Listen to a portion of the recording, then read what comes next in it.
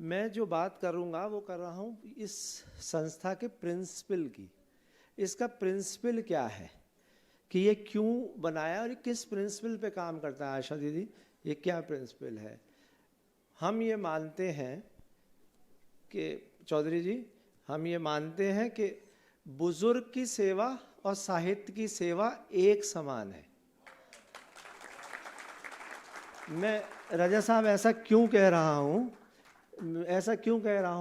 शंकर साहब, इसका कोई मंजिल नहीं है, ये एक रास्ता है बस जिस पे चलते जाइए।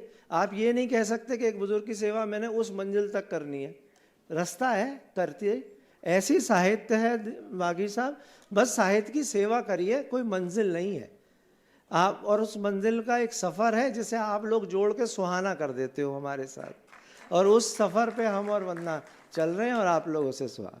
दूसरा जो प्रिंसिपल है, मैं देखता था कि मेरे पापा डॉक्टर हरीश रायज़ादा जी प्रैक्टिसिंग डॉक्टर थे, तो कभी रात को 1 बजे भी किसी पेशेंट का फ़ोन आ गया, यहाँ डॉक्टर संजीव भी बैठे हैं, तो फ़ोन आ गया तो उसको अटेंड करते थे वो।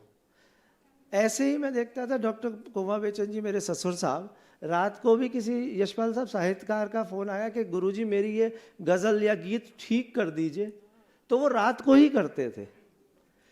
तो उसमें जो हमने और वंदना ने सीखा और जिसे गांठ बांध के चले कि we are not a servant to anyone but we are servant to all.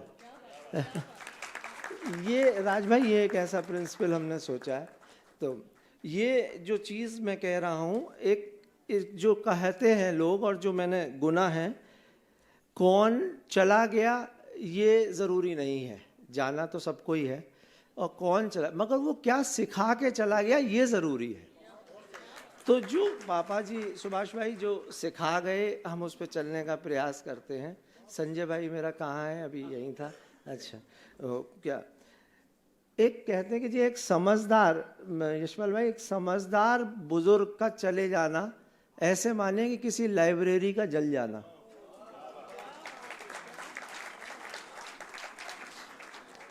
और हमारी तो जो लाइब्रेरी थी वो खुद यूनिवर्सिटी थी, वो जो बुजुर्ग था।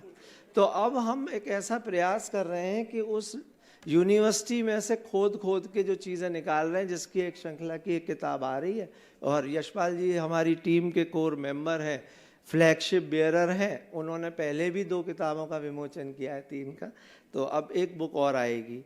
हमने 2 काम और 3 काम किए हैं। ऐसा मुझे मेरे बड़े भी बताते हैं, राज जी भी, वो भी, कि साहब कितने बड़े बड़े लोग आए चले गए, उन्हें अब कोई याद नहीं रखता आशा जी। तो कुछ ऐसे काम करने की कोशिश जैसे आशा जी ने करा कि एक पुल को ही नाम कर दिया, MMH कॉलेज वालों ने, प्रिंसिपल ने किया कि एक उनके नाम हॉल कर दिया। ये चीज़ अब हमने कोशिश करी UAE में, दुबई की सबसे बड़ी, UAE की सबसे बड़ी जो लाइब्रेरी है, शेख राशिद जाहिद लाइब्रेरी, उसमें पापा जी की पुस्तकों को रखवा दिया है, तो इवन वहाँ पे भी लोग पढ़ेंगे। माया देवी वर्मा और उनकी बुक्स को उनकी लाइब्रेरी में पिछले साल रखवा दिया था। उसके बाद हमने क्या किया था कि मुंबई की विश्वविद्यालय में पापा जी की कुछ कविताएं और कुछ लेख वहाँ के पाठ्यक्रम में पढ़ाए जा रहे हैं इस साल से। उसकी स्वीकृति अभी हमने दे दी है और उन्होंने उसे इंडक्ट कर दिया है उसमें। Then Indian University Press Hindi वालों ने एक पापा जी की कविता ली है, गुल्लक नाम से उन्होंने एक सीरीज़ निकाली है, उसमें भी पापा जी की कविता का हमने पब्लिकेशन के लिए चौधरी जी अप्रूवल दे दिया है। देन इटली के रोम में एक आर्ट गैलरी में हम गए थे, मैं और वंदना जी, तो हमने वहाँ पे उनकी एक प्रदर्शनी का मैं शिरकत की थी, और उसमें एक पापा जी का बाद में नाटक हो ऐसा भी हमने उनसे लाइनअप किया है इटली में। दिल्ली के हिंदी भवन में एक पापा जी की ऑयल पेंटिंग भी लगवाई है, जो कि सारे चित्रकार और भी कलमकार या साहित्यकार हैं उनके साथ, जिसे श्री मंजीत सिंह जी ने बनाया है। बस यही छोटे छोटे से काम कर रहे हैं जी, और आप लोग ऐसे ही साथ देते रहें। मेरे पे शुक्रिया या धन्यवाद कहने के शब्द नहीं है, मैं तहे दिल से आप लोगों का शुक्रगुजार हूँ।